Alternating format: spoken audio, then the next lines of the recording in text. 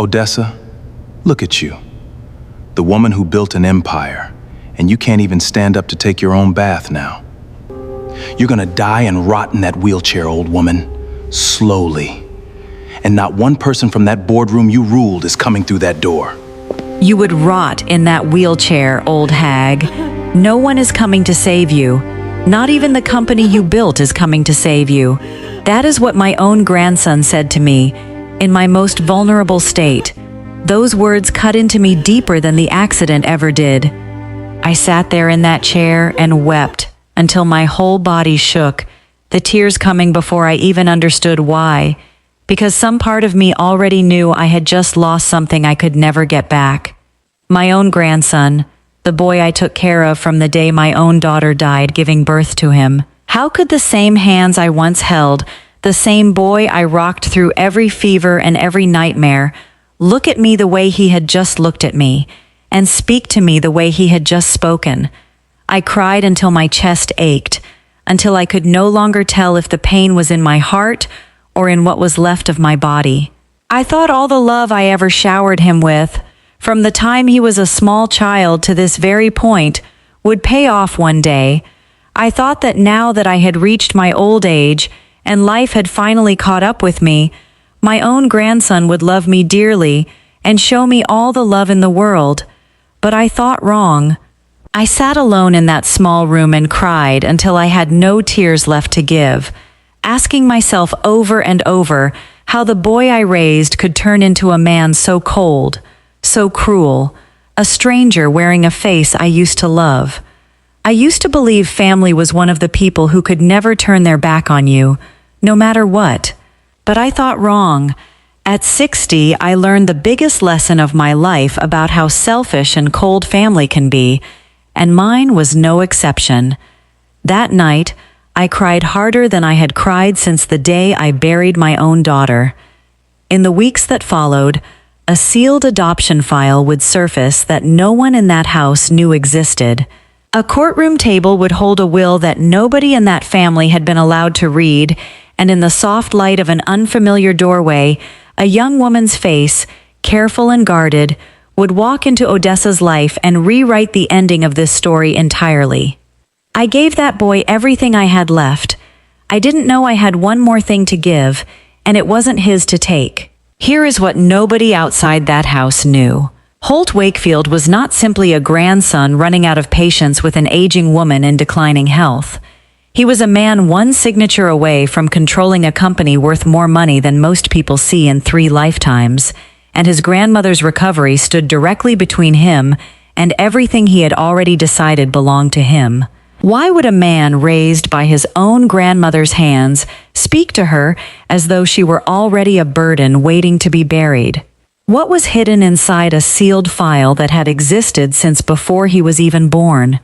And who was the young woman whose face would soon walk through that family's front door and undo everything Holt believed he had already won? Before we dive deeper, let us know in the comments where you're watching from. We'd love to hear from you.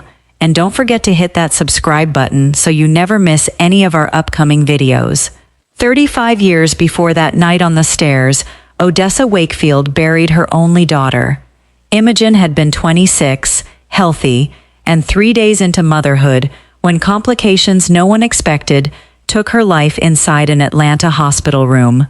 Odessa remembers standing over the bassinet that held her grandson for the first time, her daughter's body not yet cold in the next room, and making a promise she would keep for the rest of her life.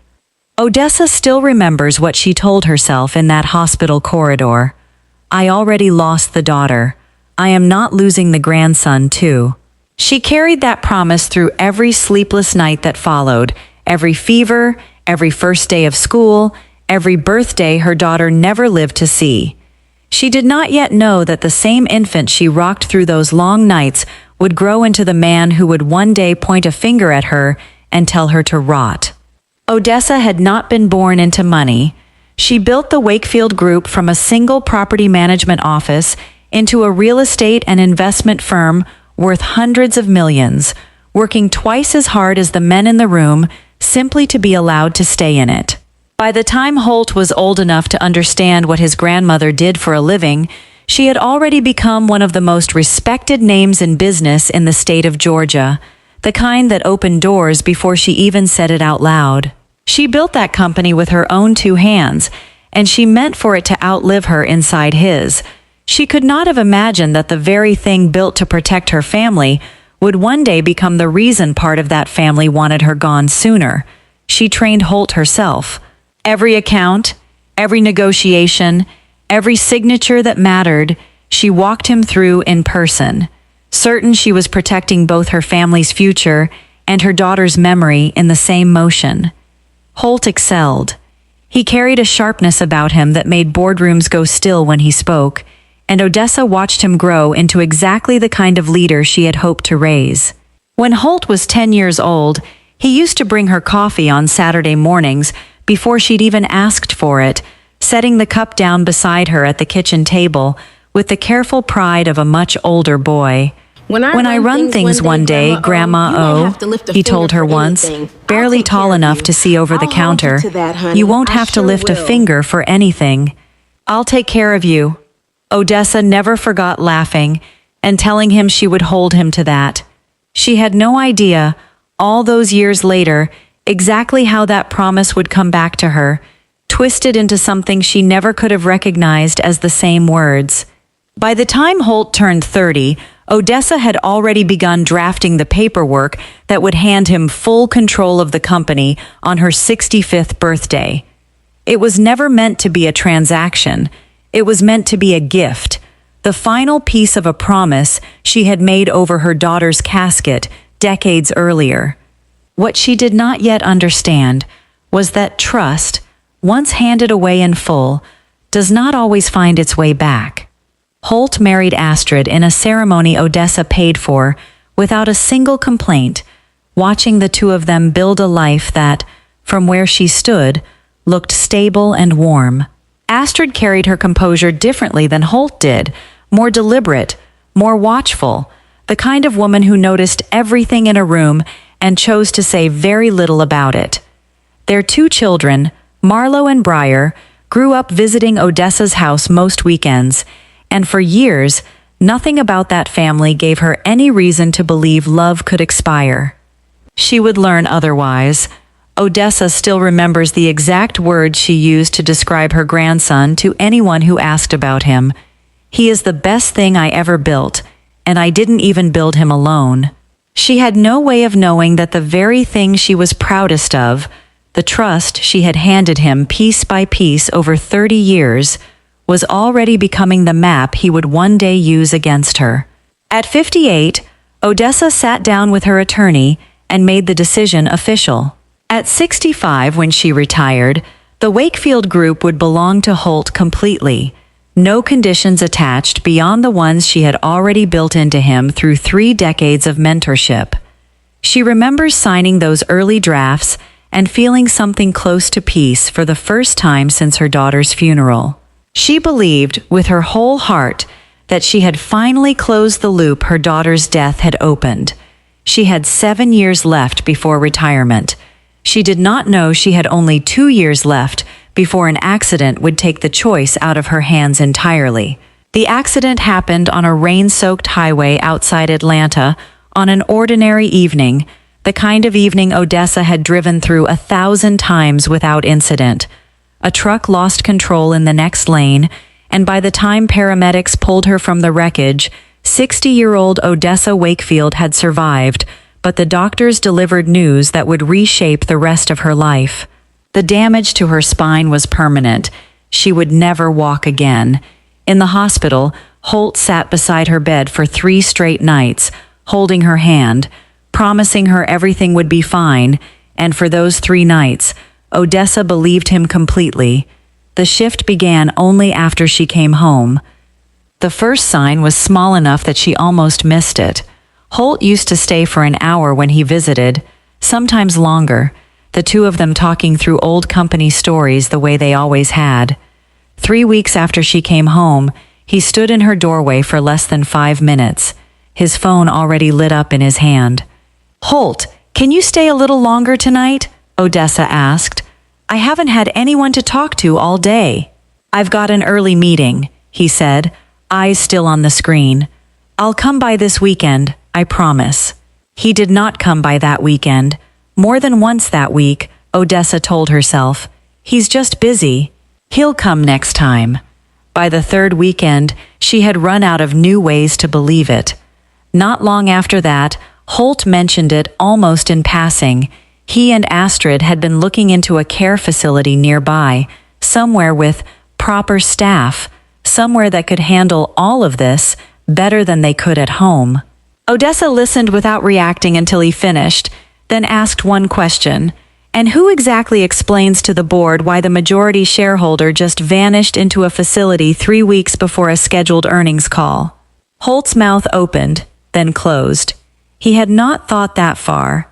It was Astrid who came to her instead, 3 weeks later, gentler than Holt had ever managed, not because the facility idea had failed to wound her, but because Odessa had just handed them, without meaning to, a far better plan than the one they'd started with. Astrid knocked on the door of the bedroom Odessa had slept in for 20 years and pulled a chair close to the wheelchair without asking if she could sit. I want to talk to you about something, Astrid said. The medical team mentioned it might be easier if you were closer to the kitchen. For your meals, your medication, all of it. There's a room near the laundry that would work well. The room by the laundry? Odessa repeated slowly.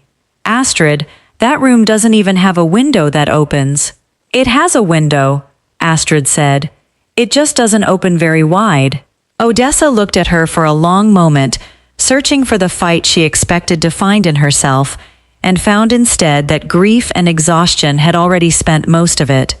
All right, she said quietly. If that's what's easiest. She did not yet understand that she had just agreed to disappear from her own house, one room at a time.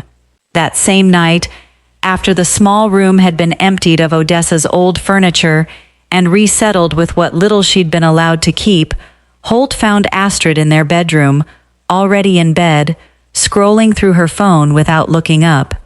It's done, he said. She's moved. Good. Astrid set the phone down. What's the doctor saying now? About the wheelchair being permanent? Permanent? There's no version where she walks again. Astrid was quiet for a moment, studying him. So we wait 5 more years for the board to remember she still owns this company. That's the timeline. 5 years, Holt. She sat up. 5 years of board meetings where she's still the name on every document, still the one they call before they call you, while you run everything and own nothing.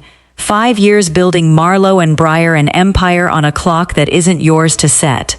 He didn't answer right away. He sat on the edge of the bed, his back to her, his jaw working. You feel it too, Astrid said. I've watched you in that house since the accident. You're not waiting anymore. You're done waiting. She's still my grandmother. She's an obstacle. Astrid said it flat, certain, like a fact already settled. You loved her, when loving her meant she'd give you everything.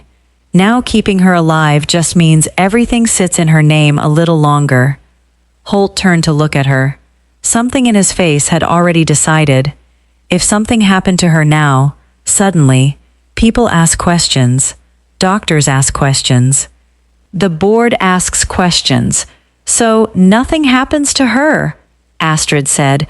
Nothing happens at all. She gets older. She gets sadder. She stops fighting the way she used to. No one questions a sad old woman in a wheelchair who simply gives up. He held her gaze for a long moment. And if she doesn't give up, then we make sure there's nothing left in that house worth fighting for. Astrid lay back down, already finished with the conversation, as if she'd just reminded him what time dinner was. 5 years is too long to wait on a woman who can't even feed herself, Holt. We're not hurting her. We're just done pretending she's still in charge. Holt said nothing. But the next morning, the room near the laundry got a little smaller in every way that mattered. 3 months into her recovery, Odessa wheeled herself into the kitchen one evening and found Astrid sorting through the mail at the counter. "I wanted to ask you something," Odessa said. "I'd like to be moved somewhere closer to the rest of the family. I miss hearing the children in the evenings." Astrid did not look up from the envelope in her hand. "This house runs better when everyone knows their place, Odessa. Yours just changed." "Excuse me?" Odessa said, certain for a moment she had misheard her. "I just mean we all have to adjust," Astrid said, finally meeting her eyes. "You used to run a company. Now you need help getting dressed. Things are different. It isn't an insult. It's just true." Odessa opened her mouth to answer and realized, for the first time in 60 years, that she did not have a single word ready. She wheeled herself back down the hallway in silence, and it was not until the door of her small room clicked shut behind her that she let her hands start shaking. One night not long after, in pain after a long session of physical therapy, Odessa pressed the call bell beside her bed for nearly 40 minutes. She listened to footsteps cross the floor above her at least 3 times. Nobody came down. By the time 16-year-old Breyer finally appeared in the doorway, it was almost midnight. "Mom said you probably just wanted attention," Breyer said, already reaching for the hallway light switch. She turned it off and walked back upstairs without waiting for an answer. It was on one of those forgotten nights that Holt came downstairs to deliver the words that would end whatever remained of the family Odessa believed she had built. He did not shout. He leaned forward, one finger lifted toward her chest, his face arranged into something cold enough to chill the whole room. "Odessa," he said, his voice never rising above a murmur, "look at you. The woman who built an empire, and you can't even stand up to take your own bath now. You're going to die and rot in that wheelchair, old woman. Slowly. And not one person from that boardroom you ruled is coming through that door." He turned and walked out, leaving her alone with words that landed harder than any scream ever could have. Odessa had held her composure through every nurse, every visit, every cold remark since the accident. That night, alone in the empty house with no one left to hold herself together for, she finally let it break completely. She wept the way she had not allowed herself to weep since her daughter's funeral, her whole body shaking against the wheelchair she had learned to hate, her voice finally loud enough to fill a house that no longer had a single person in it to hear her. Odessa still remembers the thought that came to her in the middle of that collapse, clear and devastating. "I built that boy a future, and he just told me my future was already over." She had built that house with her own 2 hands. Now she needed someone else's permission just to leave the room she slept in. Something shifted in Odessa after that night.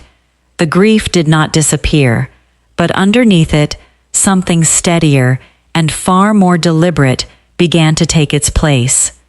She had spent her whole life building things with a patience most people did not have the stomach for, and she decided, alone in that small room, that she still had at least one more thing left to build. The next morning, she called Eleanor Briggs, the attorney who had handled her affairs for over 20 years, and asked her to come to the house without telling anyone in the family she had been there. Together, they began drafting a new will, one that made no promises to anyone who had not yet earned them. Odessa did not yet know who would inherit what she had built. She only knew, with total certainty, that it would no longer be handed to someone simply because of the years she had already given him. She also hired a private investigator, a woman named Juniper Vale, recommended by Eleanor as discreet and unusually thorough. Odessa told her only what she needed to know, that she wanted a full accounting of every decision Holt had made with the company's money since her accident, and she wanted it handled in a way that no one in that house would ever learn she had asked. Holt almost found out anyway. One afternoon, he stopped by to drop off a folder of quarterly reports and noticed a car he didn't recognize parked in the driveway. "Who was that woman in the gray sedan?" he asked, barely glancing at Odessa as he set the folder down on her lap. A friend from the Historical Society, Odessa said, the lie arriving smoother than she expected it to. Holt nodded, already checking his phone, already halfway back out the door. He never asked again. Odessa understood, in that moment, exactly how little attention he was actually paying her, and exactly how much room that gave her to work. Juniper arrived 3 days later, younger than Odessa expected, with a steadiness in her voice that felt strangely familiar, though Odessa could not place why. Something about the way the young woman studied her, careful and searching, the way a person studies a photograph trying to confirm it really is who they remember, made Odessa's chest tighten without explanation.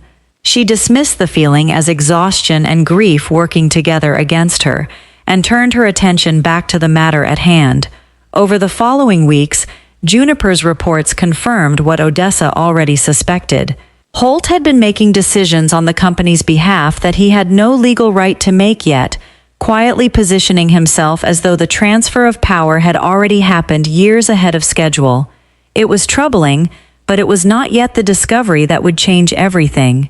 That discovery came from an entirely different direction. While reviewing old hospital and adoption records as part of a routine background check, Juniper found something buried inside a sealed file from the week Imogen died. A birth record showing not one child, but two. Imogen had given birth to twins. The second child, a daughter, had been placed for adoption within days of the delivery, a decision made by a hospital administrator after Imogen's death, when there had been no family left in the room capable of stopping it. Odessa read the file 3 times before she could speak. 35 years of grief rearranged itself in front of her in a single afternoon. She still remembers the exact sentence that ran through her mind as she sat with that paper trembling in her hands. For 35 years, I thought I lost my daughter and kept my grandson. I never knew I had also lost a granddaughter I didn't even know existed. Odessa asked Juniper to find her granddaughter, and it was only as the words left her mouth that she let herself really look at the young woman standing across the room, past the blazer, past the careful, guarded posture, and something in her chest went still before her mind had any explanation ready. Odessa's voice trailed off mid-sentence. She was still looking at Juniper, but she wasn't seeing a private investigator anymore.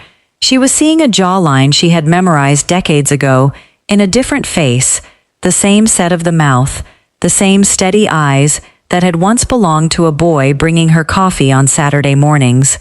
"Hold on!" Odessa's voice dropped to barely a whisper. "You?" She shook her head slowly, as if trying to clear it. Hold on. You look exactly like Holt. Like Holt. Juniper did not move. Holt. She did not deny it. Odessa's breathing had already begun to change, shallow and uneven, her hands gripping the arms of her wheelchair. "Are you?" Her voice cracked apart in the middle of the question.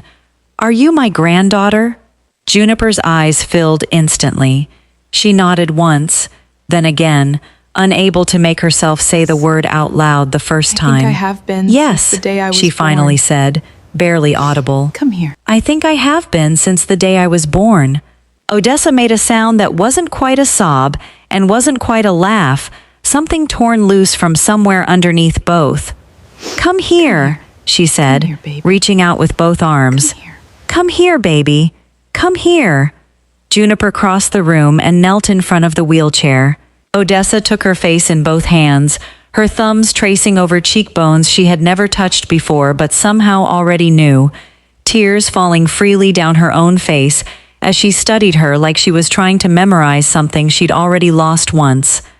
Juniper's tears came just as fast, her hands covering Odessa's where they rested against her face, both women holding on like neither one trusted the moment to stay real if they let go. It was several minutes before either of them could speak again. When Juniper finally found her voice, she explained that she had spent the last 6 years searching for her birth family, ever since an old adoption record surfaced during a background check she ran on herself for an unrelated case.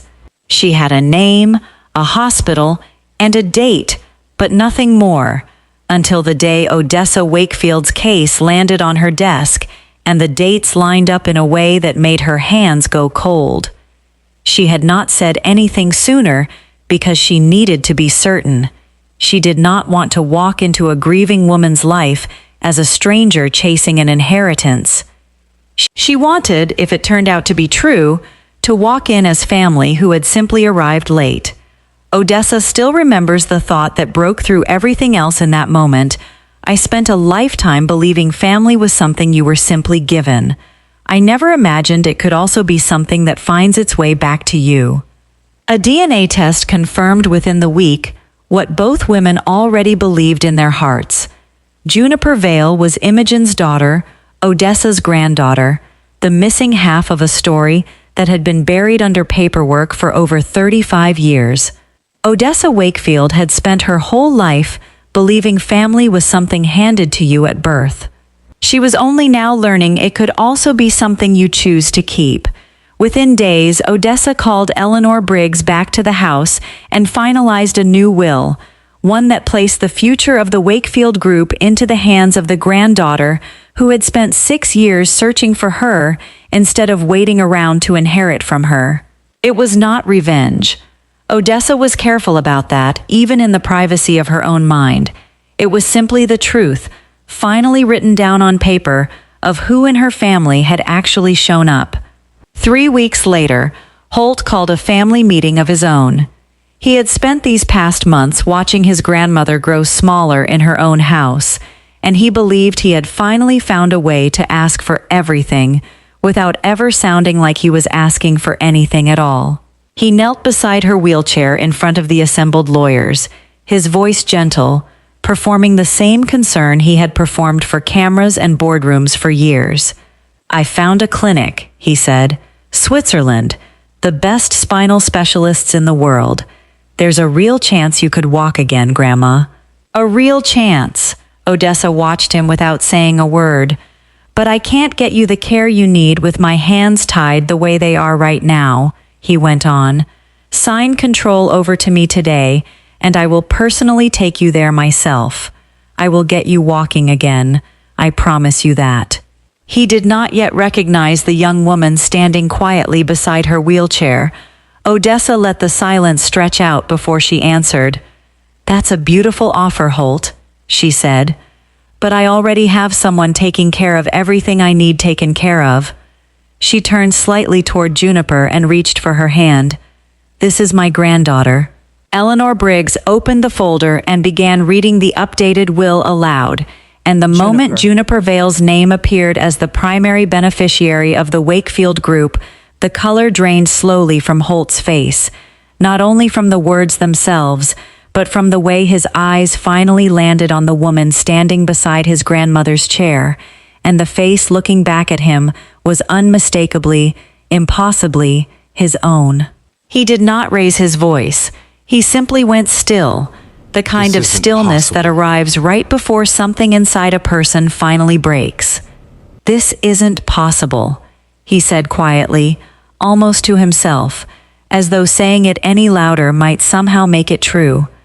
"There's one more thing," Eleanor said, sliding a second folder across the table. "A full accounting of decisions made on this company's behalf, without proper authorization, going back to the weeks right after the accident. The board will need this before Monday." Astrid was the one who finally lost her composure. She stood up so fast her chair nearly tipped, her voice cracking as she demanded an explanation, insisting there had to be some mistake, some manipulation, some lie buried inside the paperwork in front of her. Odessa watched her without flinching, the calm in her own voice a sharp contrast to the panic rising across the table. Odessa wheeled herself slightly forward, looked directly at the grandson who had once told her she would rot in that chair alone, and delivered the only line she had prepared for that room. "You told me no one was coming for me," she said, her voice steady. "Someone already had. You just didn't know her name yet." Marlowe and Breyer sat frozen at the far end of the table, watching their parents' composure collapse in real time. For the first time since the accident, both of them looked at their great-grandmother not as furniture in the house they had grown up in, But as a woman who had quietly outthought everyone in that room while they had walked past her door without a word, the boardroom Holt had spent his whole life waiting to inherit became the room where everyone finally learned who Odessa Wakefield really was. In the weeks that followed, Odessa moved back into the main part of the house she had built with her own hands, the windows and the morning light returning to her the way they should have belonged to her all along. Juniper visited often, the two of them slowly learning each other in the careful, unhurried way real family sometimes has to be built rather than simply inherited. Holt and Astrid lost control of the company, and not long after, the house itself, the same walls that had once made Odessa feel small, now closing in on the two people who had tried to make her disappear inside them. Odessa did not celebrate any of it. She had not gotten her family back, not the one she had spent 35 years building around the boy she raised. What she had gotten instead was a new one, built quietly from the one piece of her daughter nobody had thought to go looking for. Odessa still remembers the exact thought that settled over her in the stillness of her own room. Finally, fully hers again. I didn't get justice because I wanted revenge. I got it because somebody finally showed up. Would you have forgiven the boy you raised, or would you have done exactly what Odessa did? If this story moved you, let us know in the comments and share it with someone who needs to hear it. We upload a new story every week, so make sure you subscribe, hit that bell, and like this video before you go. This has been Her Own Grandson Kicked Her Out After a Car Crash Left Her in a Wheelchair. She chose his secret twin. Thank you for watching, and we'll see you in the next one.